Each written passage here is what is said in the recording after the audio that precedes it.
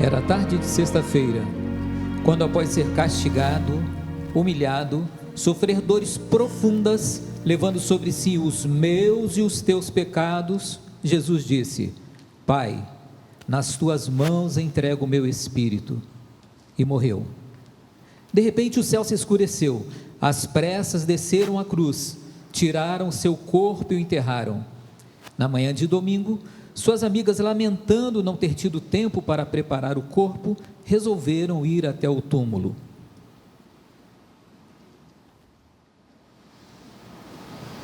Tudo aconteceu tão rápido que nem tivemos tempo de preparar o corpo. Mas espera, quem irá remover a pedra para nós entrarmos? Não sei.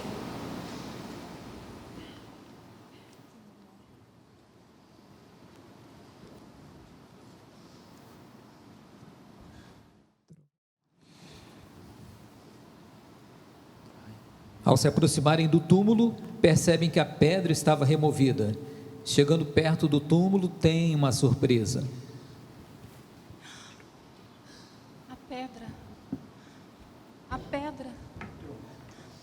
A pedra foi removida. O corpo desapareceu. Levaram o corpo do nosso Senhor. Ele desapareceu. Sumiu o corpo do nosso Senhor. Onde estará o corpo do nosso Senhor? Porque vocês procuram entre os mortos quem está vivo. Ele não está aqui. Ele ressuscitou. Lembram que quando estava na Galileia, ele lhes disse que o Filho do Homem teria que ser entregue aos pecadores, teria que ser crucificado, mas no terceiro dia ressuscitará. Agora vão, conta aos seus discípulos que ele ressuscitou.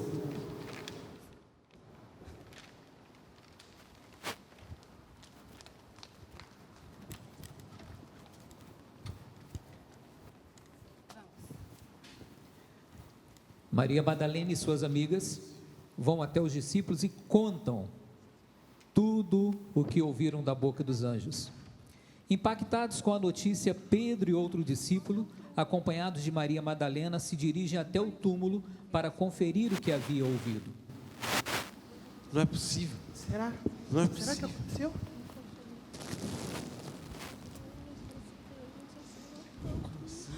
Quem tirou a pedra?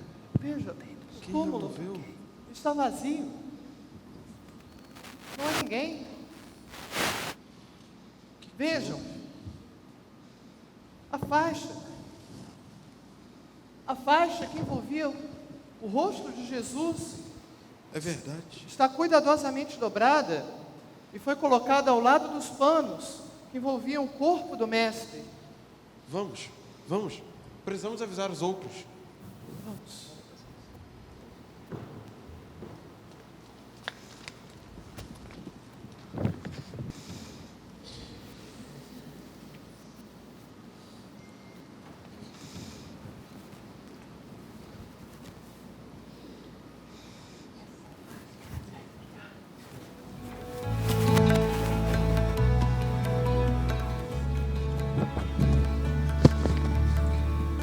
Mulher, por que choras? Eu não sei onde está o corpo do meu mestre. Se você sabe onde ele está, me diz. Me diz porque eu vou buscá-lo. Eu vou procurá-lo. Maria.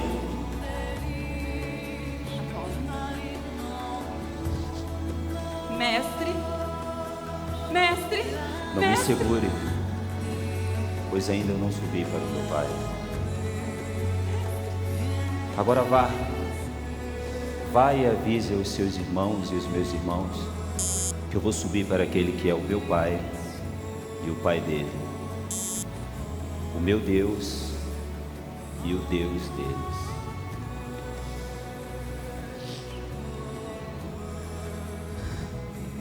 Ele ressuscitou.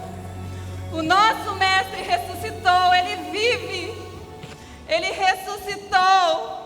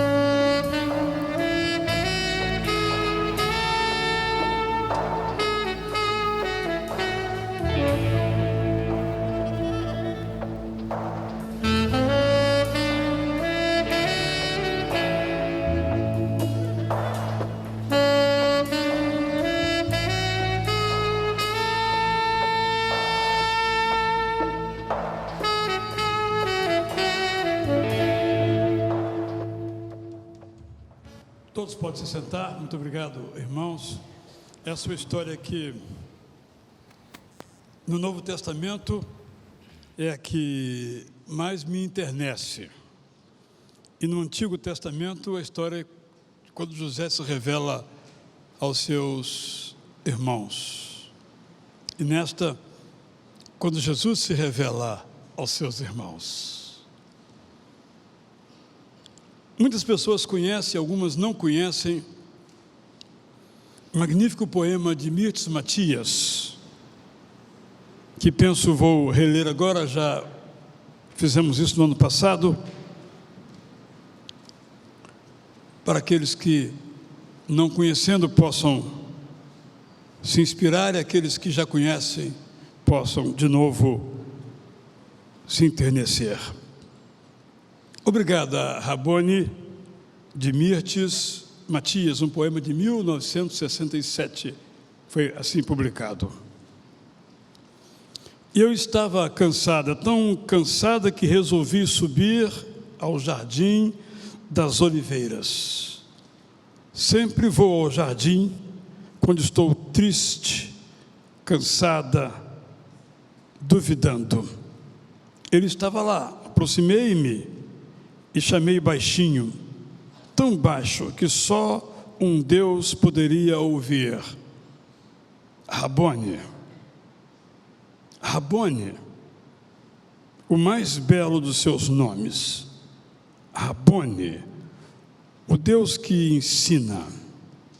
Deitei-me a seus pés e comecei a falar. Estou cansada. Tenho gasto minhas energias em vão. Tenho perdido o tempo que me deste. Fiz promessas tolas, contraí dívidas, acreditei e fui traída. Queria voltar no tempo e no espaço. Tanto que chegasse a Galileia. Romperia preconceitos e costumes e sairia sozinha sob as tamareiras a procurar-te.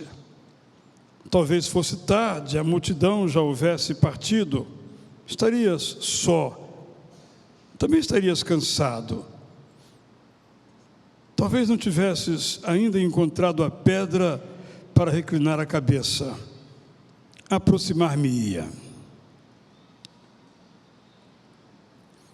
Lavaria teus pés e pediria que os pusesses sobre a almofada que havia preparado. Enquanto repousasses, sentar-me-ia a teus pés e escreveria o mais belo dos poemas. Porque então, já não seria mais eu, mas apenas aquela que contempla, aquela que ama. O amor é sublime e amar-te, Rabone, é o mais sublime, o mais santo, o mais incompreensível dos sentimentos. Perdoa, Rabone, se falo assim, mas sonda meu coração e vê, és tudo que tenho, tudo que sinto, tudo que esperava. Prefiro morrer a ver algo se interpor entre ti e meu coração. Tu me deste um novo nome, um novo e glorioso nome, por tudo que fizeste por mim. Amo-te com um amor de escrava, submisso, incompreensível, um sentimento que supera a si mesmo, porque é adoração. E porque não estou mais cansada, nem triste, nem duvidando, digo-te em tom de prece, obrigada, Rabone. Rabone é uma palavra aramaica para mestre, ou rabi, como também era empregada naquela época. Quero ler para os irmãos agora o Evangelho de João, capítulo 20, versos 14 a 18.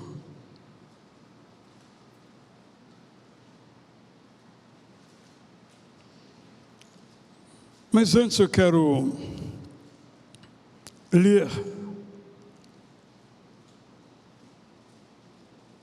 um poema que escrevi, ao qual, ouvindo as manifestações de Feliz Páscoa, me veio. Natal sem Jesus, Páscoa sem Cristo. Temos conseguido empreender duas proezas. Celebramos o Natal sem Jesus e a Páscoa sem Cristo. Dizemos que há um espírito de Natal em evidência e somos generosos durante toda a estação. Fazemos festa e esquecemos nossas divergências. Trocamos presentes que alegram os que recebem e os que dão. Fazemos tudo para celebrar o Natal. Separamos dias para feriados, pausamos o ano e ficamos parados. O espírito de Natal é de vaga procedência, não veio do que nasceu há séculos em Belém. A festa é uma concessão nas discórdias, sem atenção aos exemplos de Jesus em favor do bem. A troca de presentes é uma vaga lembrança do terno gesto dos magos de longe aparecidos, mas é tradição criada e mantida pelos anúncios publicitários repetidos, sem sinal da presença daquele que foi homenageado.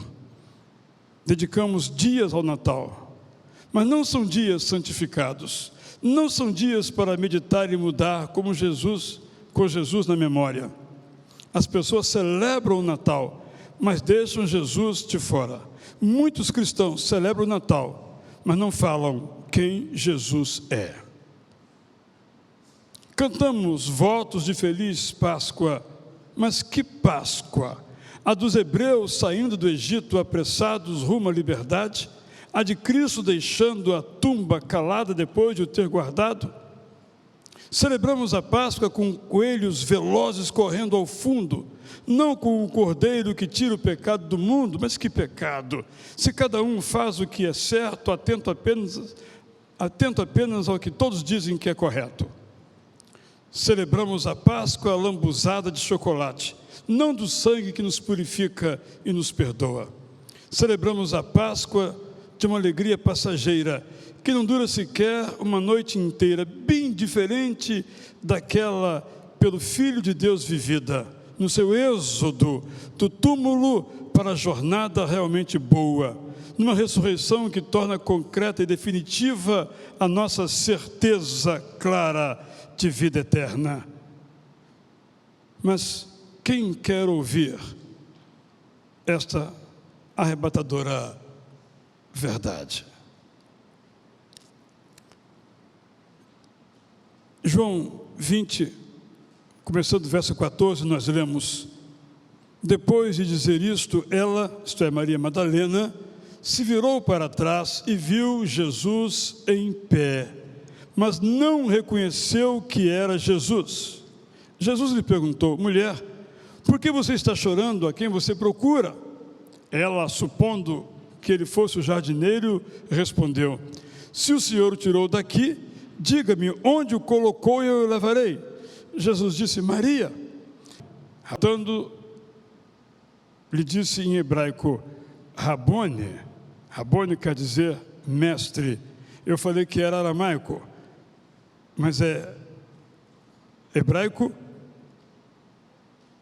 refletindo o aramaico, que as duas línguas aqui têm a mesma palavra.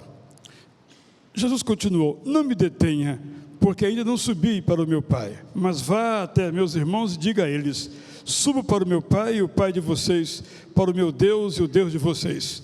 Então Maria Madalena foi e anunciou aos discípulos: eu vi o Senhor, e contava que Jesus tinha dito estas coisas. Por que Maria Madalena, é a pergunta que quero responder, não reconheceu que era Jesus perto do túmulo vazio?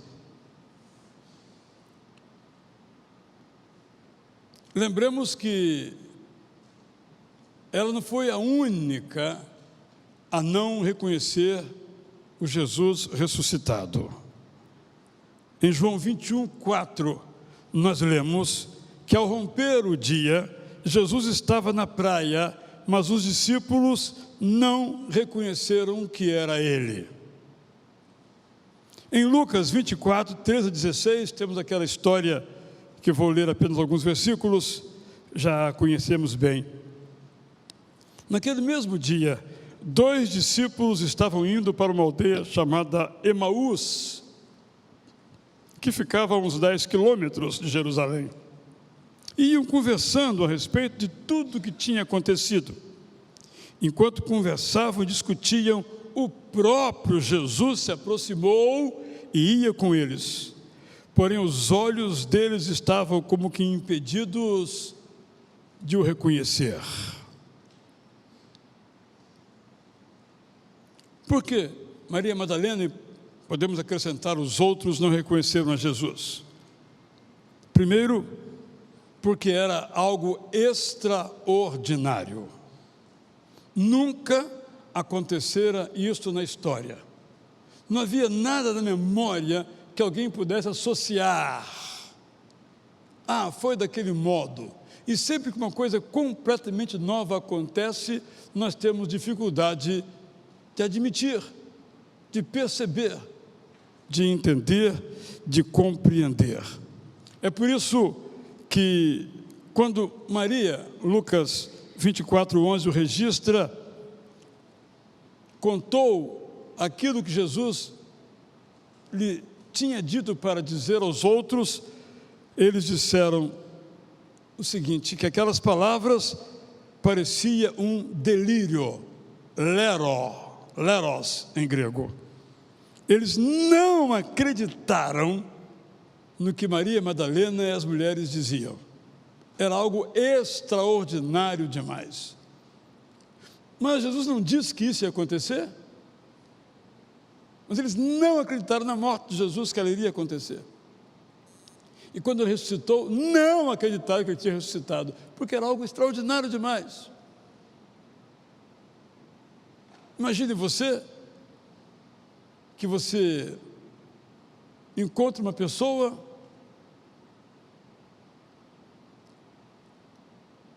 a cujo sepultamento você foi, e de repente dá com ela no shopping. É um engano, é um delírio, é leros, não está acontecendo isto. Talvez você vire para o outro, você está vendo o que eu estou vendo? Certo de que a pessoa vai dizer, não, eu não estou vendo. Então você afirma, realmente estou com problemas, eu estou vendo o que não existe. Então a ressurreição foi algo tão extraordinário, que impediu que ela fosse vista, que o corpo de Jesus fosse reconhecido, fosse percebido por pessoas que conheceram a Jesus, que conviveram com Jesus. E no caso de Madalena, que foi tocada por Jesus, foi transformada por Jesus. Segunda razão que podemos sugerir é que o corpo do Jesus ressuscitado era diferente do corpo do Jesus pré-pascal, do corpo anterior à morte de Jesus. Era um corpo glorificado. A palavra glorificado no Novo Testamento, na boca de Jesus, tem vários sentidos. Por exemplo, ele diz que quando ele fosse levado e pregado na cruz, ele seria glorificado, e o foi. Mas também disse que quando ele ressuscitasse, ele também seria glorificado, e o foi. E quando ele ascendesse aos céus, também seria glorificado, e o foi. Mas nesse caso em particular aqui, nós podemos derivar, claro, num movimento especulativo, que esse corpo tinha elementos, algumas características que distinguiam este corpo do corpo anterior. Se pudesse usar uma expressão, seria: parecia, mas não era. Ou era, mas não parecia. Havia diferenças. Imaginem os irmãos discípulos ali no caminho de Emaús. Jesus entra na conversa, a mesma voz que ouviram antes, o mesmo jeito de caminhar que perceberam antes, a mesma maciez nos seus gestos antes experimentada, mas ainda assim, embora no seu coração houvesse algo diferente, tinha alguma coisa no seu coração acontecendo, sentimentos aflorando, desejos surgindo, não reconheceram também que era Jesus. Porque havia, possivelmente, estamos especulando, diferenças, algumas diferenças entre aquele corpo antes da glória e o corpo agora da glória, o corpo agora glorificado, um corpo que podia entrar por uma porta fechada, um corpo preparado para subir aos céus sem se decompor, sem se destruir.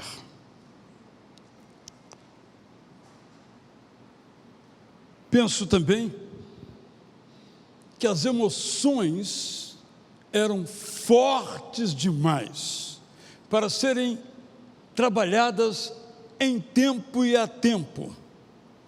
Era preciso dar um tempo ao tempo, respirar, tomar um copo d'água, podemos dizer nos dias de hoje, como que abrir os olhos, olhar para o alto, olhar para os lados, até que as coisas ficassem claras. Estava tudo muito confuso, as emoções eram fortes demais para que a verdade pudesse ser percebida. Penso mais ainda que eles não reconheceram a Jesus, porque ainda tinham que aprender muito de Jesus. Ele ficou 40 dias depois desse episódio da ressurreição com eles, e durante 40 dias ensinou coisas maravilhosas a eles. E aí eram outras pessoas, já tinham passado pelo trauma da morte, pela desilusão do túmulo, agora tinha uma clareza de que era preciso aproveitar cada segundo, cada instante, porque Jesus voltaria para o céu. Eu quero então aplicar para nós essas respostas dizendo o seguinte: se nós queremos ver a Jesus, nós precisamos assumir que o milagre existe, o extraordinário acontece.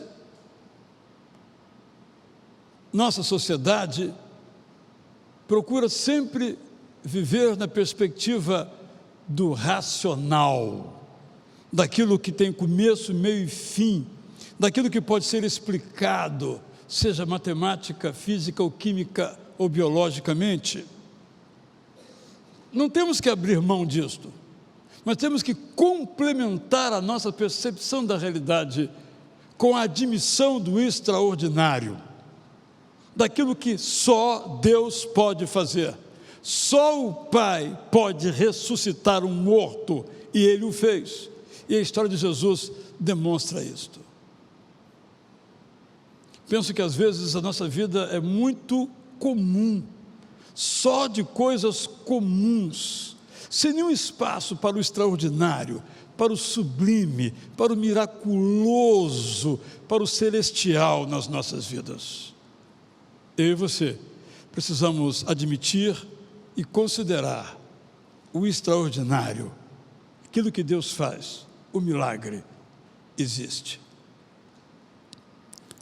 Para que nós possamos ver a Jesus, nós precisamos cuidar das nossas emoções. É claro que os episódios nos comovem. Vimos aqui as emoções dos discípulos e de Maria Madalena em particular. Mas é preciso que nós cuidemos de nossas emoções. Há um livro com um título que diz tudo, nem precisa ser lido, porque o título diz tudo. Põe em ordem o seu mundo interior. Porque às vezes, por acontecimentos, por heranças, por sofrimentos, por lembranças, as nossas emoções estão desorganizadas e nos impedem de ver, de perceber, de nos relacionar com Jesus de um modo saudável. Para vermos Jesus em terceiro lugar, nós devemos tomar o cuidado de ficar perto dele.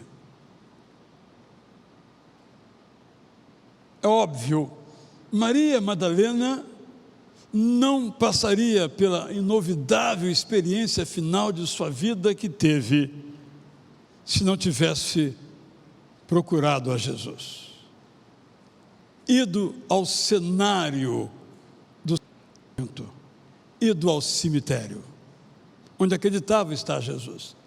Ela foi lá porque queria estar perto de Jesus. Queria, já que não tinha mais em vida, perfumar o seu corpo. Queria prestar-lhe, diante do seu corpo, uma última homenagem.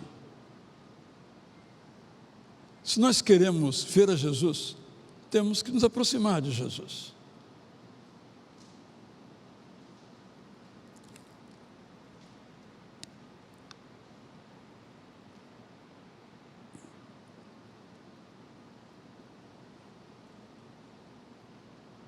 Onde estão pessoas falando de Jesus?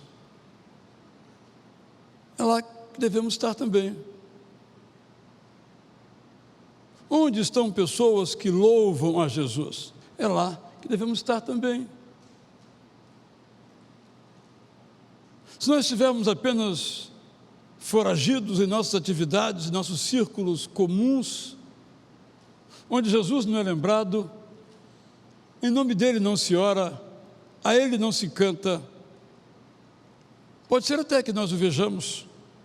Paulo viu no caminho do ressentimento para Damasco, mas isso é extraordinário. Nós podemos ir a Jesus. Nós podemos ir ao Evangelho e ouvir a história sempre nova de Jesus.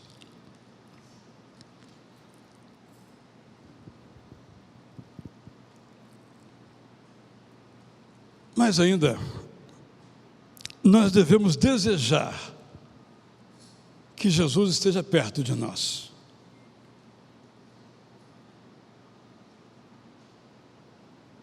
Claro que podemos, dessa frase, derivar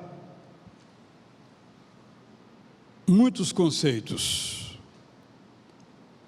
Mas desejar Jesus perto de nós é desejar viver como Jesus Cristo viveu.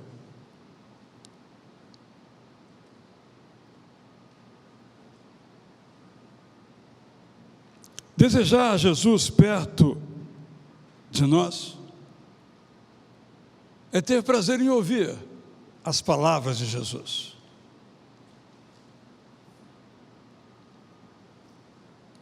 Desejar Jesus por perto é levar a sério os mandamentos dele para nós. Desejar Jesus por perto é fazer como Maria, no poema de Milton Matias, chamando de Rabone, meu mestre querido.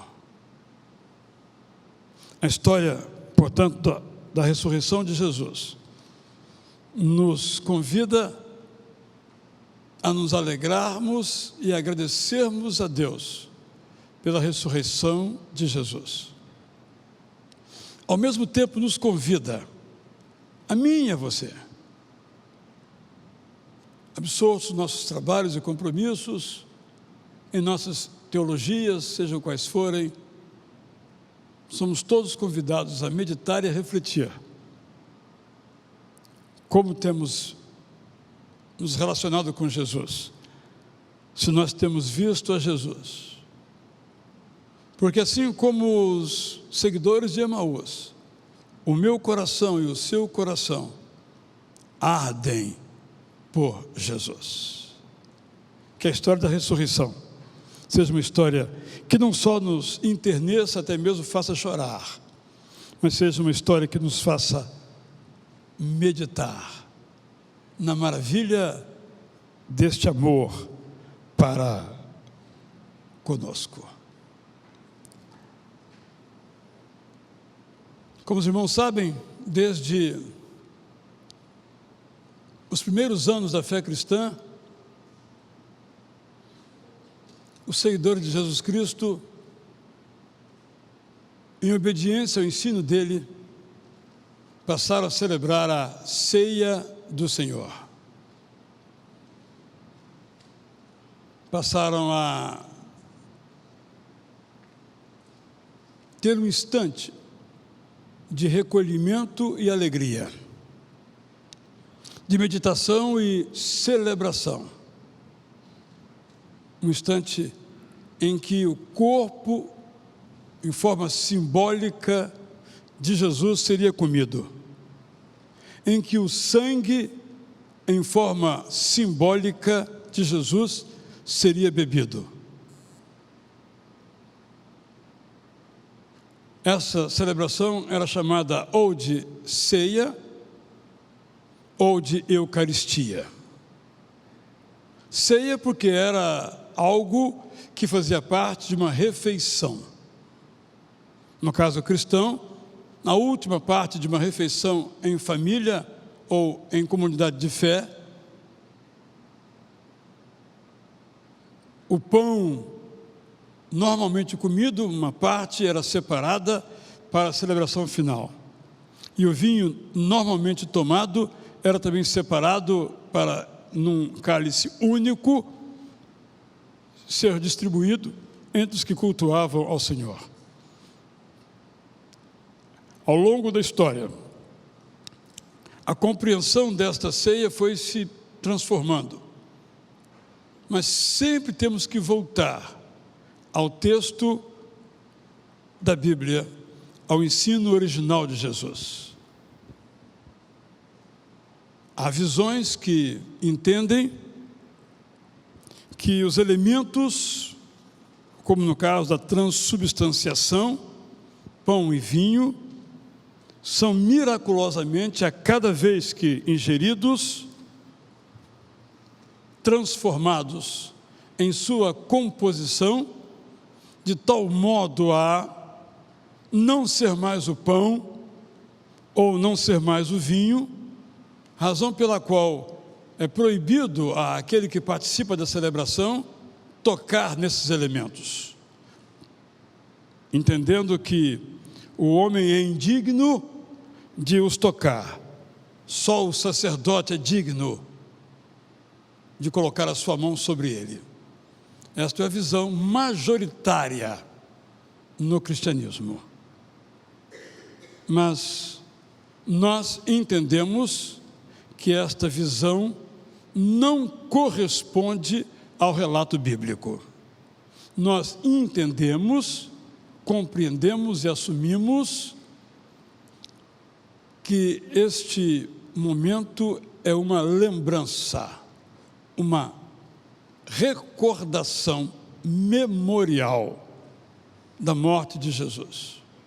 É claro que encontramos a expressão na boca de Jesus, isto é. Mas à luz de toda a leitura, podemos entender sem nenhuma forçação de que se trata de um isto para indicar um símbolo. Isso simboliza o meu corpo. Isso simboliza o meu sangue. Façam isso todas as vezes que vocês se reunirem para se lembrarem de mim, para se lembrarem do que eu fiz por vocês. A ceia, portanto, que vamos celebrar agora, é uma dessas formas que nós temos para afirmar e reafirmar que nós queremos estar perto de Jesus. É assim que nós então iremos participar.